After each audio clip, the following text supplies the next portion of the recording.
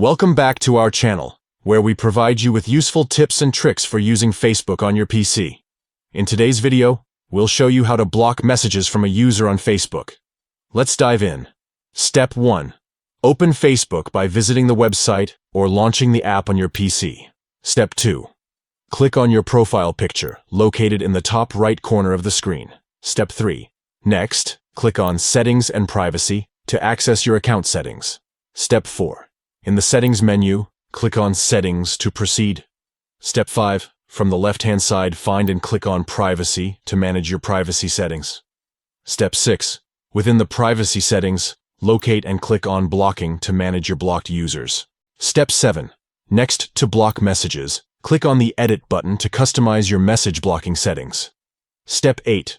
Click on Add to Blocked List to add a user to your blocked list. Step 9. Search for the user's name and click on Block next to their name. Step 10. Finally, click on Confirm to block messages from the user. By following these simple steps, you can effectively block messages from a user on Facebook using your PC. This feature allows you to maintain control over your messaging experience. And that's it for today's tutorial. You've now learned how to block messages from a user on Facebook using your PC.